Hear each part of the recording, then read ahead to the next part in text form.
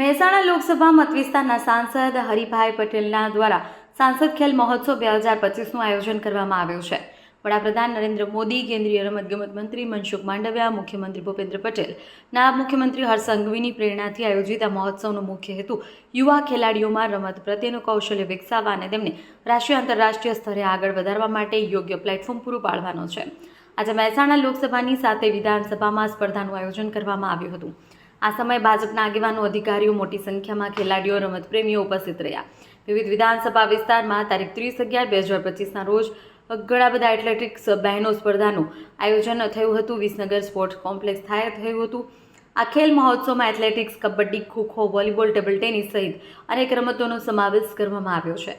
સ્પર્ધાઓ 25 ડિસેમ્બર સુધી ચાલશે। વિજેતા ખેલાડીઓ આકર્ષક ટ્રોફી, મેડલ, પ્રમાણપત્રો આપવામાં આવશે। સાંસદ હરિભાઈ પટેલે જણાવ્યું કે આ ખેલ મહોત્સવ દ્વારા ગ્રામીણ વિસ્તારના ખેલાડીઓને પોતાની પ્રતિભા દેખાડવાનો મોકો મળશે અને રમતગમતને વધુ પ્રોત્સાહન મળશે।